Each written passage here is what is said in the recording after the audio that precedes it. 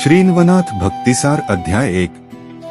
ग्रंथारंभी मालुकवी म्हणतात, कलियुगास प्रारंभ झाला त्यावेळी लक्ष्मीकांताने नवनारायण यांना द्वारकेस बोलावून आणण्याकरिता आपल्या सेवकास पाठविले।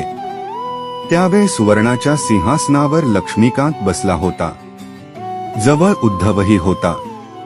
इतक्यात कवी, हरी, अंतरिक्ष, प्रबुद्धी, पिप्लायन, अविर्होत्र, ऐरहोत्र, चम्स, द्रुमिल, ध्रुवमीन आणि करभाज असे 9 नारायण तेथे येऊन दाखल झाले। त्यास पाहताच हरीने सिंहासनाखाली येऊन मोठ्या गौरवाने त्यास आलिंगन देऊन आपल्या सुवर्णाच्या सिंहासनावर बसविले। नंतर त्यांनी षोडशोपचारांनी पूजा केली।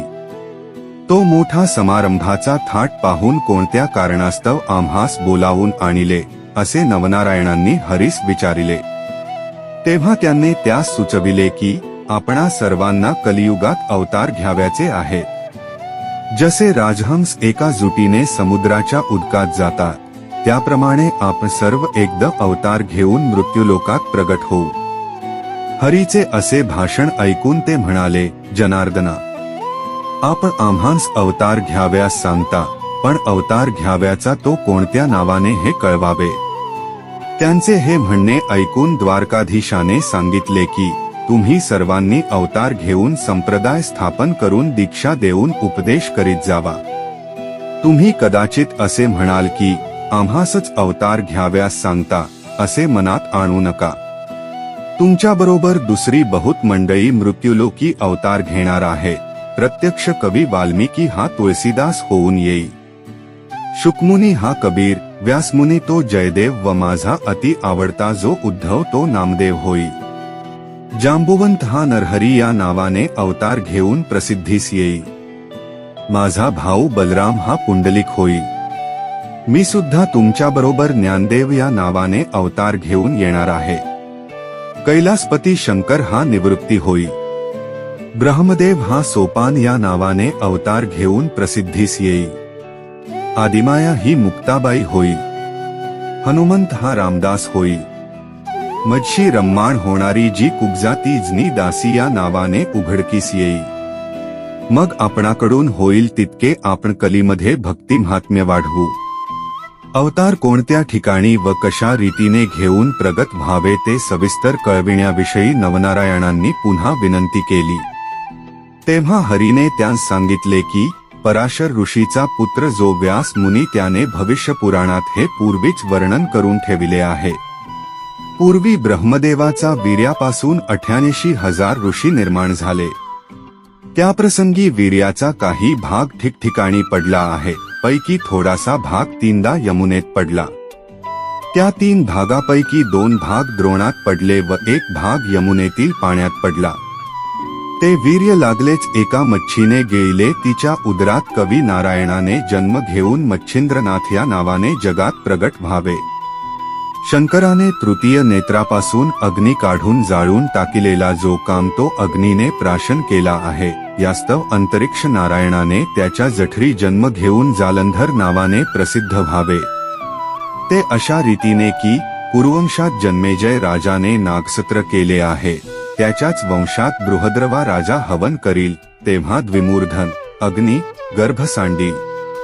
त्या प्रसंगी जालंधराने त्या यज्ञकुंडात प्रगट व्हावे। 88,000 ऋषी झाले तेव्हा ब्रह्मदेवाच्या वीर्याचा काही अंश रेवातीरी सुद्धा पडला आहे। तेथे चमसनारायण याने रेवणसिद्ध या नावाने प्रगट व्हावे। त्याच वीर्यापैकी थोडासा अंश एका सर्पिणीलाही मिळाला होता, तो तिने प्राशन केला। मग जन्मेजय राजाच्या सर्पस्त्रात ब्राह्मणांनी साऱ्या सर्पांची आहुती दिली। त्या समयी हिच्या उदरात ब्रह्मबीज आहे, असे जाणल्यावरून त्या सर्पिणीला आस्तिक ऋषीने वडाच्या झाडाखाली लपवून ठेविले। पूर्ण दिवस भरल्यानंतर ती अंडे तेथेच टाकून निघून गेली। ते अंडे अजून तेथे होते तसे आहे। त्यात आविर्होत्र नारायणाने जन्म घेऊन वटसिद्ध नागनाथ या नावाने प्रसिद्ध व्हावे। मच्छिंद्रनाथ याने सूर्यरेत प्राप्तीस्तव मंत्र म्हणून दिलेले भस्म उकिरड्यावर पडेल, त्यात सूर्य आपले वीर्य सांडील, ते उकिरडामय असेल। त्यात हरिनारायण याने गोरक्ष या नावाने प्रगट व्हावे। दक्षाच्या नगरात त्याची कन्या पार्वती हिला लग्नसमारंभस्मयी पाहून ब्रह्मदेवाचे वीर्य गळाले, त्यास्मयी त्यास परम लज्जा उत्पन्न झाली. मग ते वीर्य रगडून चौफेर केले. त्यावेळी ते एके बाजूस 60,000 ठिकाणी झाले. त्याचे 60,000 वालखिल्य ऋषी झाले. दुसऱ्या अंगाचे केराबरोबर भागीरथी नदीमध्ये पडले. ते कुश बेटात गेले. ते अद्यापि तेथे तसेच आहे. यास्तव पिप्लायन नारायणाने तेथे प्रगट होऊन चरपटीनाथ नावाने प्रसिद्ध व्हावे. भर्तरी या नावाने भिक्षापात्र कैलिक ऋषीने अंगणात ठेविले होते. त्यात सूर्याचे वीर्य अकस्मात पडले. ते त्याने भर्तृहरी तसेच जपून ठेविले आहे. त्यात धीवमीन नारायणाने संचार करून भर्तरी या नावाने अवतीर्ण व्हावे. हिमालयाच्या अरण्यात सरस्वतीचे उद्देशाने ब्रह्मदेवाची वीर्य गळाले. त्यातले थोडेसे जमिनीवर पडले. त्यावरून वाघ चालल्यामुळे त्याच्या पायात राहिले व थोडेसे हत्तीच्या कानात पडले. त्यात प्रबुद्धाने संचार करून कानिफा या नावाने प्रगट व्हावे. गोरक्षाने चिखलाचा पुतळा केला. त्यात करभंजनाने संचार करावा. अशा रीतीने कोणी कोठे व कसे जन्म घ्याव्याचे ह्याही नवनारायणांना खुलासेवार समजूत करून दिली. मग ते आज्ञा घेऊन तेथून निघाले व मंदराचलावर गेले. तेथे शुक्राचार्यांच्या समाधीजवळ समाधिस्थ होऊन राहिले. पुढे हे 9 व शुक्राचार्य असे 10 जण निघाले. एके दिवशी शिवपार्वती कैलास पर्वतावर असता तुम्ही जो मंत्र जपत असता त्याचा मला अनुग्रह द्यावा असे पार्वतीने शंकरास म्हटले. हे ऐकून तो तिला म्हणाला, मी तुला त्या मंत्राचा उपदेश करीन, पण यासाठी एकांत स्थान पाहिजे. तर चल, आपण ते कोठे आहे त्याचा शोध करू. असे म्हणून ती उभयता एकांत स्थान पाहाव्यास निघाली. ती फिरत फिरत यमुनेवर आली. तेथे मनुष्याचा वास नव्हता. यामुळे ते स्थान त्यांनी पसंत केले व तेथे ती उभयता बसली. तेथे पार्वतीस सुंदर मंत्रोपदेश करू लागले. पण ज्या एका मच्छाने ब्रह्मवीर्य गिळून यमुनेत प्रवेश केला होता ती गर्भिणी जवळच उदकात होती. तिच्या उदरातील गर्भ तो मंत्र ऐकत होता. तेणे करून त्यास शुद्ध ज्ञान प्राप्त झाले व द्वैत भाव नाहीसा होऊन तो ब्रह्मरूप झाला. उपदेश संपल्यावर उपदेशाचे सार काय समजलीस म्हणून शंकराने पार्वतीस विचारले. इतक्यात मच्छिंद्रनाथ गर्भातून म्हणाला की सर्व ब्रह्मरूप आहे.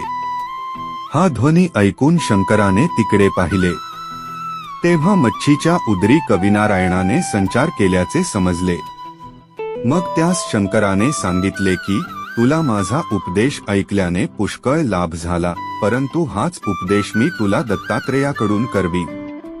यास्तव तू पुढे बद्रिकाश्रमास ये, तेथे मी तुला दर्शन देई. असे सांगून पार्वतीसह शंकर कैलासास गेले. मच्छिंद्रनाथ मच्छीच्या उदरामध्ये तोच मंत्र जपू लागला.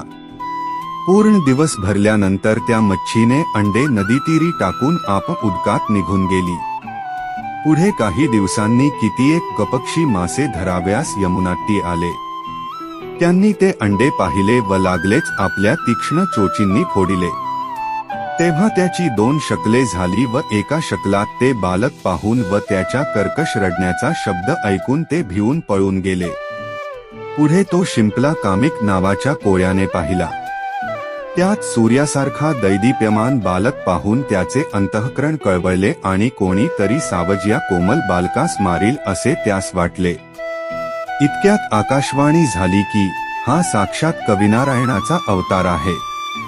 ह्या बालकास तू आपल्या घरी घेऊन जा, नीट संरक्षण कर व ह्याचे नाव मच्छिंद्रनाथ असे ठेव. ह्याच्याविषयी तू मनात किंपी संशय आणू नको.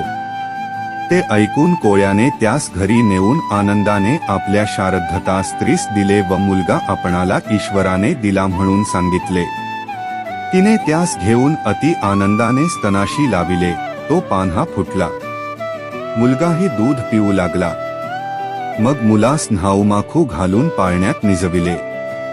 आधीच त्या उभयतांना मूल भावे म्हणून आशा सुटली होती. तशात अवचित पुत्ररत्न हाती आल्याने त्यास अनुपम आनंद झाला. मच्छिंद्रनाथाचे वय 5 वर्षाचे झाल्यावर एके दिवशी त्यास समागम घेऊन त्याचा बाप कामिक मासे मारण्यासाठी यमुनेवर गेला. तेथे त्याने मासे मारण्यासाठी जाळे पसरिले आणि पुष्कळ मासे त्यात आल्यावर ते बाहेर मच्छिंद्रनाथाजवळ आणून ठेवून पुन्हा जाळे घेऊन तो पाण्यात गेला. ते बापाचे कृत्य पाहून आपल्या मातृकुळाचा नाश कराव्यास हा उद्युक्त झाला आहे तसे मच्छिंद्रनाथाच्या मनात आले. तसेच आप असता बाप हे कर्म करीत आहे हे स्वस्थ बसून पाहणे चांगले नाही व आस्तिक ऋषीने सर्व प्रकारे उपकार करू जन्मेजय राजाच्या सर्पस्त्रात नागकुळाचे जसे रक्षण केले त्याचप्रमाणे आपण कसेही करून ह्याचा हा उद्योग बंद केला पाहिजे असे मच्छिंद्रनाथाने मनात आणले. मग तो एक मासा उदकात टाकू लागला. ते पाहून त्याच्या बापास इतका राग आला की तो लागलाच पाण्याबाहेर आला आणि त्यास बऱ्याच चपराका मारून म्हणाला, मी मेहनत करून मासे धरून आणतो व तू ते पुन्हा पाण्यात सोडून देतोस तर मग खाशील काय? भीक मागाव्याची असेल अशा लक्षणांनी. असे बोलून तो पुन्हा उदकात शिराल. त्या माराच्या तिरिमिरीसमसे मच्छिंद्रनाथास फार दुःख होऊन भिक्षेचे अन्न पवित्र असते व तेच आता आपण खावे असा विचार करून व बाप पाण्यात शिरलासे पाहून त्याची दृष्टी चुकवून मच्छिंद्रनाथ तेथून निघाला व फिरत फिरत बदरिकाश्रमास गेला. तेथे त्याने 12 वर्षी तपश्चर्या केली. ती इतकी कठीण की त्याच्या हाडांचा सांगाडा मात्र राहिला. इकडे श्री दत्तात्रेयाची स्वारी शिवालयात गेली व शंकराची स्तुती करताच शंकराने प्रसन्न होऊन प्रत्यक्ष भेट देऊन आलिंगन दिले व जवळच बसविले. नंतर उभयतांनी एकमेकांस नवल वर्तमान विचारले. तेव्हा बदरिकाश्रमाचे अत्यंत रमणीय अरण्य पाहण्याची दत्तात्रेयाने आपली इच्छा असल्याचे शंकरास कळविले. मग त्यास बरोबर घेऊन शंकर अरण्यात गेला. त्याच समयी मच्छिंद्रनाथाचा उद्यकाल होण्याचे दिवस आल्याकारणाने तो योगायोग घडून येण्यासाठीच दत्तास अरण्य पाहण्याची वासना होऊन त्यास शंकराचा रुकारही मिळाला. ते उभयता बदरिकावनातील शोभा पाहून आनंद पावले.